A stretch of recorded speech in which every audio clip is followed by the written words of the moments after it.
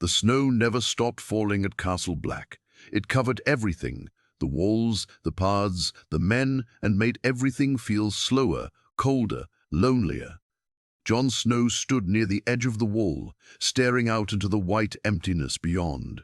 His black cloak flapped in the cold wind, but he didn't feel it much, not anymore. Since his resurrection, everything felt distant. Food had no taste. Laughter didn't reach his heart.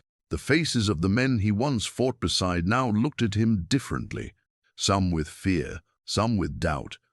Even Ghost, his loyal direwolf, had sensed the change, but there was one person who looked at him with something else in her eyes, Melisandre. The Red Woman had always been strange, mysterious, full of fire and riddles. At first he had hated her. She burned a child, followed Stannis blindly, and whispered too many dark things. But after she brought him back from death, something shifted. She looked at him like he mattered. She didn't just see a bastard of Winterfell or a Lord Commander. She saw a king, a warrior, a man of destiny. And for the first time in his life, Jon felt like someone truly believed in him. That belief was powerful and dangerous. Late that night, Jon stood outside his chambers, looking down the hallway. At the end, the faint red light flickered from under Melisandre's door. He didn't know what drew him there. Maybe it was curiosity, maybe loneliness, or maybe something darker. But he knocked. The door creaked open slowly, and she was standing there, wearing a red robe that shimmered in the firelight. Her eyes met his, calm and knowing. "I felt you coming," she said softly. "The fire told me." Jon didn't speak. He stepped inside, and she closed the door behind him. He didn't know what he was doing. This was wrong. He had taken vows. He was the Lord Commander of the Night's Watch. He wasn't supposed to love, or want, or feel this way. But as she stepped closer, placing a warm hand on his cold chest, he didn't stop her. He didn't pull away. "I see a great fire in you, Jon Snow," she whispered. "You were brought back for a reason. Not to serve, but to rule." A voice wrapped around him like a spell, and he felt the weight of everything he had lost. His family Ygritte, his innocence. He was tired of duty, tired of being a symbol, tired of peeing. He wanted to feel alive. That night, he stayed in her chambers. And for the first time since his death, he felt the warmth of something real. But the morning after wasn't simple. When he left her room, Sir Davos was waiting in the hall, arms crossed and eyes full of judgment. "You know what she is," he said coldly. "You know what she's done." Jon didn't deny it. He nodded slowly. "I do, but I also know what she did for me." Davos's voice was low, angry. "Don't let her poison your mind, lad. She sees you as a tool, a sword for her fire god. You're more than that." But Jon didn't feel like more. He felt lost. And in Melisandre's arms he felt found. That evening, at the table with the other brothers of the Watch, he stood to speak. "I've served with honor. I've fought. I've bled. I've died," he said, his voice strong, "but I'm not the same man, and I won't lie to you." He looked each of them in the eye. "I broke my vows last night." The room fell silent. You could hear the wind whistling through the cracks in the stone. "I will no longer serve as Lord Commander. I leave the Night's Watch." Chaos broke. Shouts, accusations. A few stood in stunned silence. Others grabbed their swords. But Jon didn't flinch. He walked out of the hall with Ghost at his side and Melisandre waiting in the snow. The road ahead was unknown, but it was his choice. And for once, it wasn't for honor. It was for love. The wind was sharp that morning, but Jon did not look back at Castle Black. The great wall stood behind him like a giant of ice, cold and silent, just like the vows he had left behind. Ghost walked beside him, his white fur almost disappearing in the snow. Melisandre followed calmly, her red cloak burning like fire against the endless white. Men of the Night's Watch watched from the top of the wall. Some looked angry, some looked confused, a few looked hurt. Jon felt their eyes on his back, but he did not turn around. If he did, he might lose his courage. "Where will we go?" Jon finally asked as they walked down the narrow path from Castle Black. "South," Melisandre answered softly, "to where your true destiny waits." Jon gave a small, tired smile. "You speak of destiny as if it is already written." She looked at him carefully. "It is written in fire. You are not meant to guard ice forever. You are meant to lead men, to sit on a throne of power." Jon stopped walking. "I don't want a throne." "You may not want it," she said, stepping closer, her voice gentle but strong, "but the world needs it." Jon felt that strange pull again. When she spoke, it was like she could see something inside him that he himself could not see. She believed he was special, not just a bastard, not just a soldier, something more. They traveled for 2 days through the cold lands of the north. Word spread quickly. By the time they reached a small village near the gift, people were already whispering, "That's him, the one who died. The Red Woman walks with him." Jon could feel the fear in their eyes. Mothers pulled their children close. Old men made signs against evil. It hurt him, but he understood. Death changes a man, and walking beside a woman known for burning people alive did not help. That night, they stayed in an old wooden inn.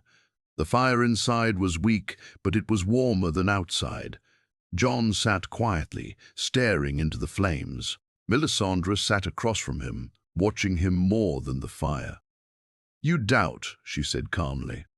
"I always doubt," Jon replied. "That's what keeps a man honest." She leaned forward slightly. "Doubt can also make a man weak." Jon looked up at her. "And blind faith can make a monster." For a moment the room felt tense, but then she smiled softly. "That is why you are different. You question. You feel. That is why you were chosen." Jon shook his head. "Chosen by who? Your God. By the Lord of Light," she answered firmly. Jon stood up and walked toward the window. Snow was falling again. "I didn't come back because of your God," he said quietly. "I came back because maybe my story isn't finished." Melisandre rose and walked to him. She gently placed her hand on his arm. "Exactly." Before Jon could reply, the inn door suddenly burst open. 5 armed men stepped inside, their cloaks dark with snow. Their faces were hard and angry. "We're looking for the Red Witch," one of them growled. The innkeeper quickly stepped back in fear. Jon moved in front of Melisandre without thinking. "What do you want?" he asked calmly. "She burned good men." Another man spat. "Stannis is dead. His army is gone. And it's her fault." Melisandre did not hide. She stepped beside Jon. "Stannis Baratheon chose his path," she said coldly. "I only showed him the flames." The men raised their swords. Jon's hand moved to Longclaw. His heart was steady. He had left the Night's Watch, but he had not left his sword. "This ends now," the leader said. But before they could move, Ghost leapt forward with a fierce growl, his red eyes glowing in the firelight. The sudden attack shocked the men. Jon drew Longclaw in one smooth motion. Steel clashed. The small inn filled with shouting and fear. Jon moved fast, his body remembering every battle. He dropped one sword, kicked another man back, and cut through the arm of a third. He did not fight with anger. He fought with control. Within minutes, the attackers were either wounded or running back into the snow. Silence filled the inn again, broken only by heavy breathing. Jon lowered his sword slowly. He did not feel proud. He felt tired. Melisandre looked at him with admiration in her eyes. "You see," she whispered, "even now you protect." Jon looked at the blood on the wooden floor. "I protect people," he said firmly, Not gods. She stepped closer to him, her eyes intense. Then protect them as their king. The word hung in the air. King. Jon felt something shift inside him. He had always run from power. But maybe power was chasing him. Outside, the storm was growing stronger, and somewhere far to the north, beyond the wall, the White Walkers were still marching. Jon had chosen love, but love was leading him straight toward war. The wind was sharp that morning, but Jon did not look back at Castle Black. The great wall stood behind him like a giant of ice, cold and silent, just like the vows he had left behind. Ghost walked beside him, his white fur almost disappearing in the snow. Melisandre followed calmly, her red cloak burning like fire against the endless white. Men of the Night's Watch watched from the top of the wall. Some looked angry, some looked confused, a few looked hurt. Jon felt their eyes on his back, but he did not turn around. If he did, he might lose his courage. "Where will we go?" Jon finally asked as they walked down the narrow path from Castle Black. "South," Melisandre answered softly, "to where your true destiny waits." Jon gave a small, tired smile. "You speak of destiny as if it is already written." She looked at him carefully. "It is written in fire. You are not meant to guard ice forever. You are meant to lead men, to sit on a throne of power." Jon stopped walking. "I don't want a throne." "You may not want it," she said, stepping closer, her voice gentle but strong. "But the world needs it." Jon felt that strange pull again. When she spoke, it was like she could see something inside him that he himself could not see. She believed he was special. Not just a bastard, not just a soldier. Something more. They traveled for 2 days through the cold lands of the north. Word spread quickly. By the time they reached a small village near the gift, people were already whispering, "That's him, the one who died. The Red Woman walks with him." Jon could feel the fear in their eyes. Mothers pulled their children close. Old men made signs against evil. It hurt him, but he understood. Death changes a man, and walking beside a woman known for burning people alive did not help. That night they stayed in an old wooden inn. The fire inside was weak, but it was warmer than outside. Jon sat quietly, staring into the flames. Melisandre sat across from him, watching him more than the fire. "You doubt," she said calmly. "I always doubt," Jon replied. "That's what keeps a man honest." She leaned forward slightly. "Doubt can also make a man weak." Jon looked up at her. "And blind faith can make a monster." For a moment, the room felt tense, but then she smiled softly. "That is why you are different. You question, you feel. That is why you were chosen." Jon shook his head. "Chosen by who? Your God?" "By the Lord of Light," she answered firmly. Jon stood up and walked toward the window. Snow was falling again. "I didn't come back because of your God," he said quietly. "I came back because maybe my story isn't finished." Melisandre rose and walked to him. She gently placed her hand on his arm. "Exactly." Before Jon could reply, the inn door suddenly burst open. 5 armed men stepped inside, their cloaks dark with snow. Their faces were hard and angry. "We are looking for the Red Witch," one of them growled. The innkeeper quickly stepped back in fear. Jon moved in front of Melisandre without thinking. "What do you want?" he asked calmly. "She burned good men," another man spat. "Stannis is dead, his army is gone, and it's her fault." Melisandre did not hide. She stepped beside Jon. "Stannis Baratheon chose his path," she said coldly. "I only showed him the flames." The men raised their swords. Jon's hand moved to Longclaw. His heart was steady. He had left the Night's Watch, but he had not left his sword. "This ends now," the leader said. But before they could move, Ghost leapt forward with a fierce growl, his red eyes glowing in the firelight. The sudden attack shocked the men. Jon drew Longclaw in one smooth motion. Steel clashed. The small inn filled with shouting and fear. Jon moved fast. his body remembering every battle. He blocked one sword, kicked another man back, and cut through the arm of a third. He did not fight with anger. He fought with control. Within minutes, the attackers were either wounded or running back into the snow. Silence filled the inn again, broken only by heavy breathing. Jon lowered his sword slowly. He did not feel proud. He felt tired. Melisandre looked at him with admiration in her eyes. "You see," she whispered, "even now you protect." Jon looked at the blood on the wooden floor.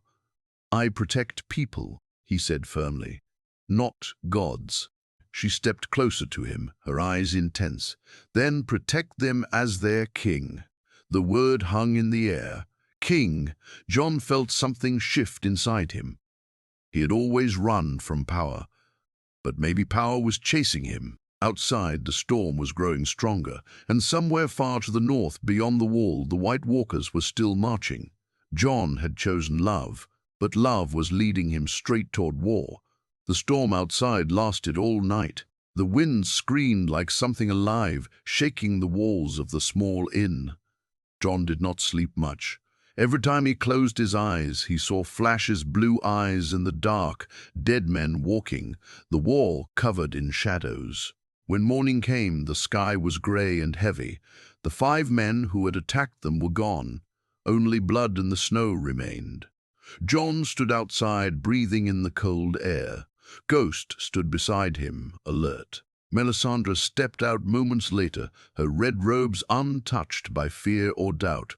"They will spread word," Jon said quietly. "That I travel with you, that I protect you."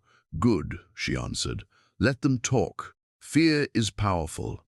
Jon looked at her sharply. "I don't want people to fear me." She met his eyes. "Fear keeps enemies away. Respect makes them follow. You can have both." Before Jon could reply, the sound of horses came from the south. A small group of riders approached, their banners dark but familiar. The Stark direwolf. Jon's heart tightened. When the riders stopped, he recognized the man at the front immediately. Tormund Giantsbane. The wildling leader jumped down from his horse, his red beard covered in frost. He walked toward Jon with a serious expression. "So it's true," Tormund said loudly. "You left the crows." Jon nodded once. "I did." Tormund looked at Melisandre, then back at Jon. "And you left them for her." The question was direct, no judgment, just truth. Jon didn't look away. "I left because my watch ended." Tormund studied him carefully. "Men are confused. The free folk are asking questions. The North is weak. Ramsay Bolton still sits in Winterfell. And you walk away." The name Ramsay made Jon's jaw tighten.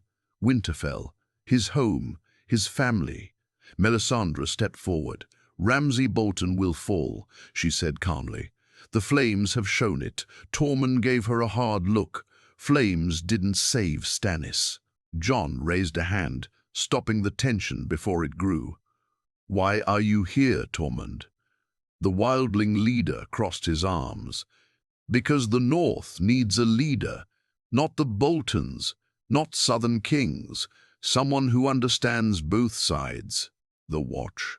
The free folk. He stepped closer. "You." Jon felt the weight of the word again. "King. Leader. Destiny." "I'm not a king," Jon said firmly. Tormund gave a small grin. "You died and came back. If that doesn't make you special, I don't know what does." Silence settled between them. Snow drifted slowly from the sky. Jon looked toward the north, where the walls stood unseen beyond the hills. He had left the Night's Watch, but he had not stopped caring. "The White Walkers are still coming," Jon said quietly. "That hasn't changed." Tormund nodded. "And when they come, who will lead the fight? A boy in black, or a man who has already beaten death?" Melisandre watched Jon closely. She could see the battle inside him, love and duty, peace and war. You don't have to choose between them, she said softly. You can love and still lead. Jon looked at her, then at Tormund, then at the frozen land around him. If he walked away now, the north would fall deeper into chaos. Ramsay would grow stronger. The White Walkers would march closer.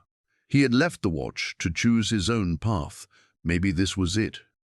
I won't kneel to any southern king, Jon said slowly, and I won't fight for power. Tormund's eyes narrowed slightly. Then what will you fight for? Jon's voice became stronger. For the living. The wind seemed to calm for a moment. Tormund smiled. That's good enough for me. He turned and signaled his riders. The free folk will follow you, Jon Snow, not because of fire, not because of crowns, but because you fight for us. Jon felt something rise inside him, not pride, but purpose. Melisandre stepped close to his side. This is the beginning, she whispered. Jon knew she believed he would sit on a throne made of swords, but as he watched the riders gather around him, he realized something different. He did not need a throne. He needed an army, because far beyond the wall, the Night King was moving. And this time, Jon would not hide behind vows. He would fight as a man who had chosen love, and that choice was about to change the fate of the Seven Kingdoms forever. The ride north toward the wildling camps was long and silent. Jon led at the front with Tormund beside him, while Melisandre followed closely behind. The snow had slowed, but the cold felt sharper now, almost warning them. The free folk camp was alive with movement when they arrived. Fires burned between rough tents made of fur and leather. Men sharpened axes. Women prepared food. Children ran through the snow, laughing like the world wasn't ending. But when they saw Jon, everything stopped. Whispers spread quickly. The crow, the one who died. The red woman is with him. Jon dismounted slowly. He felt their eyes judging him, measuring him. These were not men who followed easily. They respected strength, not titles. Tormund stepped forward and raised his voice. You all know this man. He let us through the wall when others would have left us to die. He fought beside us at Hardhome. A murmur of agreement moved through the crowd. Jon stepped up beside him. He didn't shout. He didn't try to sound powerful. I didn't come here to rule you, he said plainly. I came because winter is here, and what's coming with it doesn't care if you're free folk, crow or lord. He paused, making sure they were listening. The White Walkers are marching. I've seen them, dead men with blue eyes. They don't get tired. They don't feel fear. Some of the older wildlings nodded slowly. They had seen it too. We can keep fighting each other, Jon continued. Or we can stand together. A tall wildling with scars across his face stepped forward. And what do you want in return, Crow? Jon met his stare. Nothing. No kneeling. No crowns, just your swords when the time comes. The man studied him for a long moment, then he spat into the snow and nodded once. Fair enough. The tension eased slightly, but Melisandre stepped forward then, her red cloak bright against the white camp. The crowd grew uneasy again. The Lord of Light has shown me victory, she said, her voice strong and clear. Jon Snow was brought back from death for this war. Murmurs turned into louder whispers. Some looked impressed. Others looked impressed. Others looked angry. We don't follow southern gods. Someone shouted. Jon quickly raised his hand. Enough. He turned toward Melisandre. His voice was calm but firm. They don't need fire visions. They need truth. Her eyes flashed, but she stayed silent. Jon faced the wildlings again. I didn't come back because of a prophecy. I came back because this fight isn't over. If you follow me, you follow a man, not a god. That seemed to settle something in them. Tormund grinned proudly. You see? He speaks like one of us. As the crowd slowly returned to their tasks, Jon pulled Melisandre aside. You can't push your god on them, he said quietly. I speak what I see, she replied. The flames don't lie. Maybe not, Jon answered, but people lose faith when you speak too much of destiny. She studied his face. You fear becoming what I see. I fear losing myself, he admitted. For a moment, something softer appeared in her eyes. You won't, she said gently, not while I'm beside you. That night, the wildlings held a gathering around a great fire. Meat roasted over open flames, horns of ale were passed around. For the first time in days, Jon allowed himself to sit and breathe. Tormund handed him a drink. You've got them thinking, he said. That's the first step. Jon took a slow sip. Thinking isn't enough. We need the north. At the edge of the firelight, Melisandre stared into the flames. Her face looked troubled. Jon noticed and walked toward her. What is it? The fire shows shadows, she said quietly. Winterfell covered in blood, a great battle, and betrayal.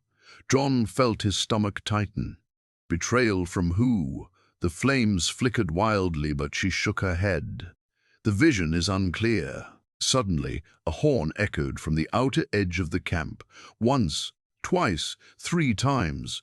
Jon's heart stopped. 3 blasts, the signal of the night's watch for White Walkers. The wildlings froze. Silence fell heavy over the camp. Another horn sounded, closer this time. Jon turned toward the dark forest beyond the firelight. Snow drifted gently, almost peaceful. Too peaceful. Ghost began to growl low and deep. Tormund grabbed his axe. That's not crows. Shapes began to move between the trees. Slow, unnatural, blue eyes glowing in the night. The dead had found them. Jon drew Longclaw, the Valyrian steel blade catching the firelight. He looked once at Melisandre. Her face was calm, but her eyes burned bright. This is only the beginning, she whispered. Jon stepped forward, his voice rising strong over the fear. Stand together, shields up. The first wave of whites rushed from the darkness, and Jon Snow, who had chosen love over vows, now stood ready to defend both. The dead came fast. They did not scream. They did not shout war cries. They just ran forward with broken bodies and empty blue eyes. Snow flew under their feet as they rushed into the camp. Hold the line, Jon shouted. The free folk formed a rough wall of shields and spears. Some were afraid, but they did not run. They had seen this horror before at Hardhome. They knew what was at stake. The first white crashed into the shields. The impact knocked men backward. Another jumped over the line, clawing wildly. A wildling woman swung her axe and split its skull open, but even without half its head, the creature kept moving until someone burned it. Fire! Tormund roared. Burn them! Torches were thrown. Oil was spilled. Flames rose quickly, lighting up the night in orange and red. Jon moved like a shadow between the chaos. Longclaw sliced through arms and legs. When the Valyrian steel blade touched a white, it cut clean and final. He felt no fear now, only focus. A white lunged at him from the side. Ghost leapt first, tearing into its throat and dragging it down. Jon finished it with one quick strike. Behind you! Someone screamed. Jon turned just in time to see 3 more charging. He blocked one, cut down another, but the third knocked him into the snow. The cold hit his back hard. The white crawled on top of him, its dead fingers closing around his throat. Its face was rotten, but its blue eyes burned bright. Jon struggled, gripping Longclaw tightly, but the creature was strong. Too strong. Suddenly, flames exploded around them. The white burst into fire and fell apart instantly. Jon coughed and rolled to his side. Melisandre stood nearby, her hands raised, her eyes glowing faintly red in the firelight. The flames around her danced unnaturally, almost alive. She lowered her hands slowly and walked toward him. You cannot die again, she said calmly. Jon stood up, breathing heavily. I don't plan to. The battle grew louder. More whites poured from the forest. Too many. Tormund fought like a wild beast, axe swinging left and right. But even he looked worried now. "They keep coming," he shouted. Jon looked toward the trees, and then he saw him. Far beyond the flames and fighting, standing still between the dark trunks, was a tall figure on a dead horse. The Night King. His blue eyes locked directly onto Jon. Time seemed to slow. The noise of battle faded in Jon's ears. All he could see was that cold, silent figure watching him, like a challenge. Jon stepped forward slowly, gripping Longclaw tighter. But before he could move closer, the Night King raised one pale hand. The dead bodies scattered across the snow wildlings who had just fallen moments ago began to move. "No," Jon whispered. One by one they stood back up, blue eyes opening, faces empty. The free folk stared in horror as their fallen brothers turned against them. Panic spread through the camp. "They're rising," someone screamed. The line broke. Jon realized the truth quickly. They could not win this fight here. Not tonight. "Fall back," he yelled. "Move to the ridge." Tormund heard him and began shouting orders. The wildlings slowly retreated toward higher ground, dragging the wounded. Melisandre stayed close to Jon, her face tense but controlled. The Night King did not move. He only watched, as if amused. Jon felt anger rise inside him. Not fear this time, but rage. "You want me," he muttered under his breath. The Night King tilted his head slightly, almost as if he understood.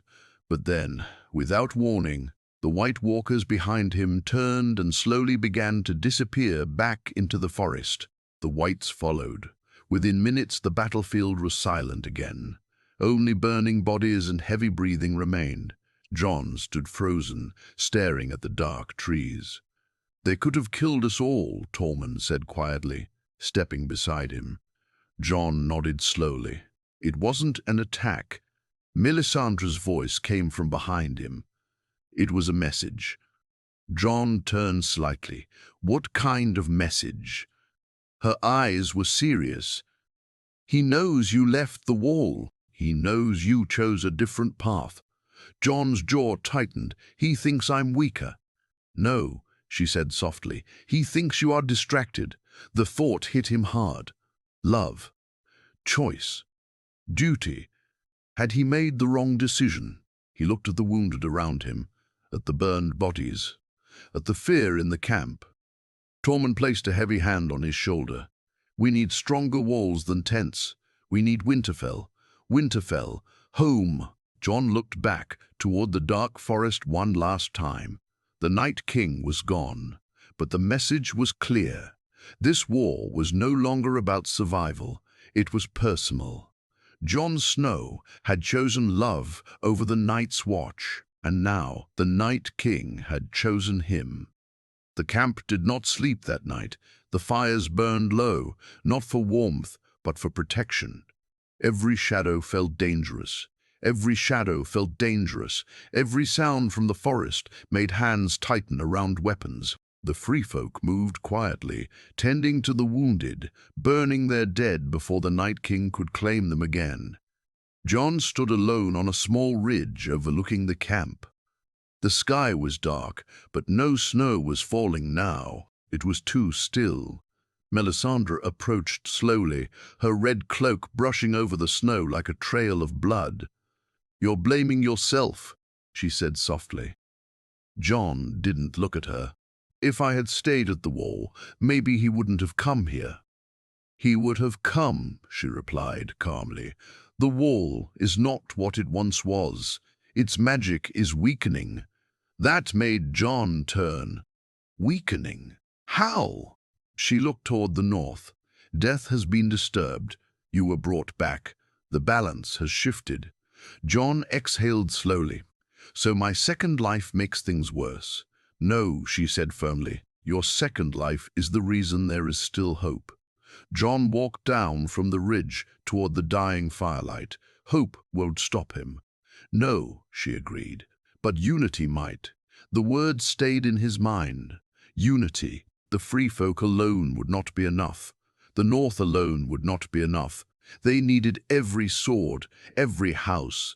They needed Winterfell. At dawn, Jon called the leaders of the free folk together. Tormund stood beside him, arms crossed, face serious. "We can't stay here," Jon began. "He knows where we are. Next time, he won't send a warning." An older wildling woman with grey braids stepped forward. "Where do you suggest we go, Crow?" "Winterfell." The name moved through the group like wind through dry leaves. "Bolton's hold Winterfell," someone muttered. "For now," Jon replied. Tormund looked at him carefully. "You're thinking of taking it." "I'm thinking of saving it," Jon corrected. He stepped forward so all could hear him clearly.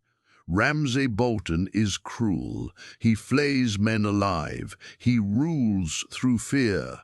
The North is divided because of him. If we want to survive what's coming, we need a strong center, strong walls, food, soldiers.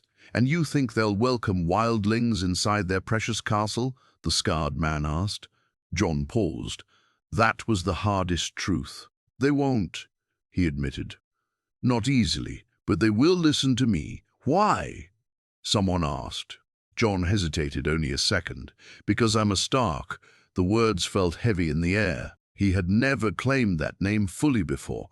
Always a Snow, always a bastard. But his blood was Stark. His father was Ned Stark. Winterfell was his home. Tormund gave a slow nod. "Then let's see if the wolves remember their own." The decision was made. By midday, they began moving south toward Winterfell.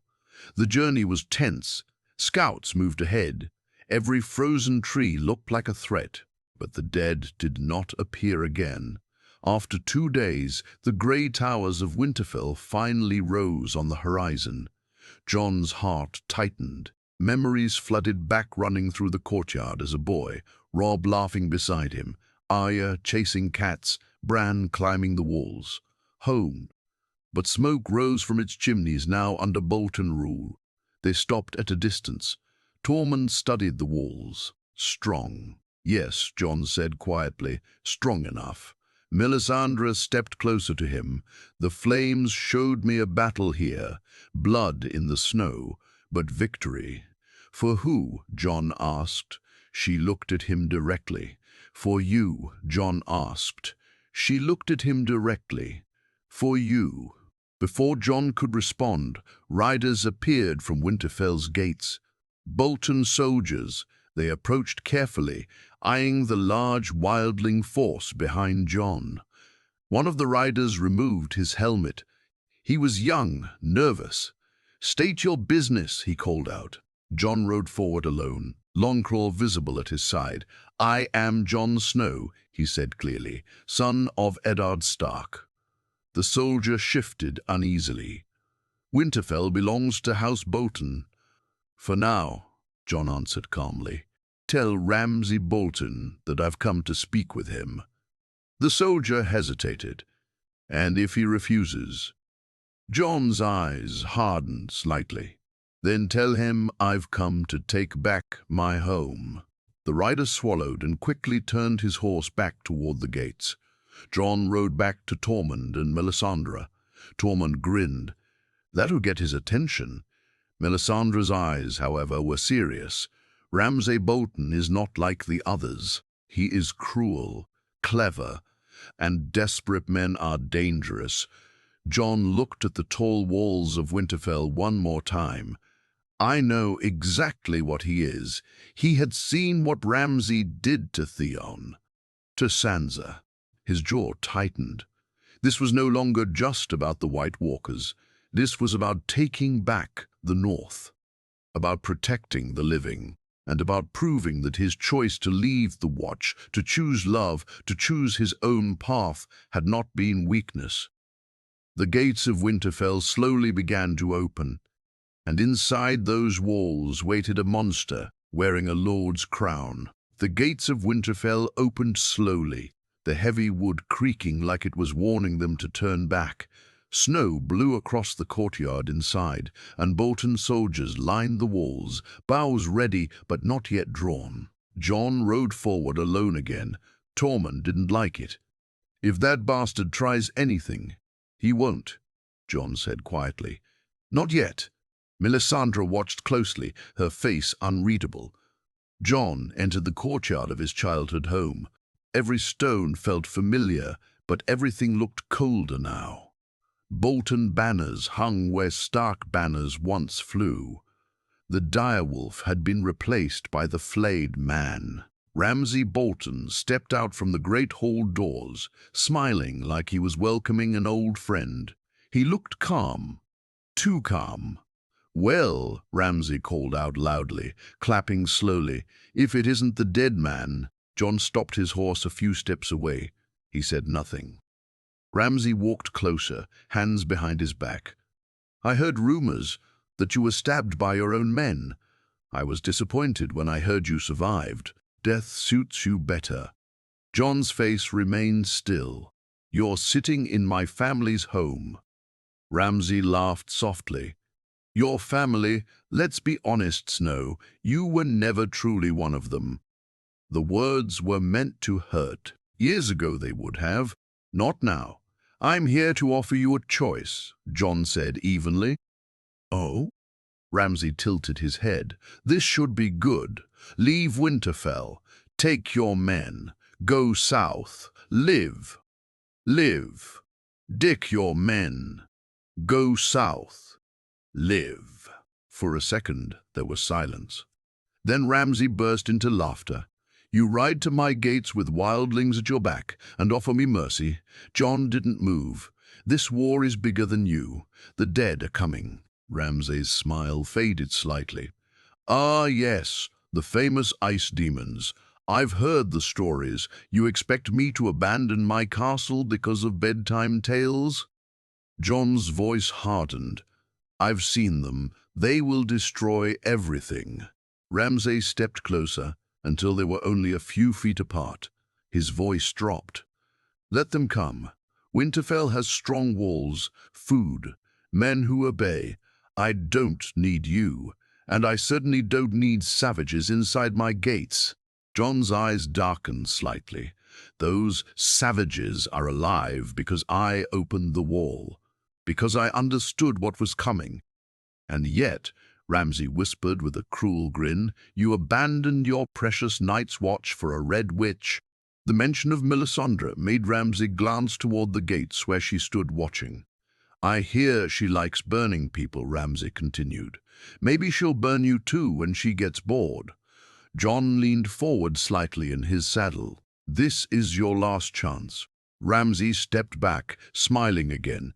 "Here's my offer instead. Send me the wildling leader's head and that red woman as a gift. Bend the knee. I might let you live as lord of some frozen village."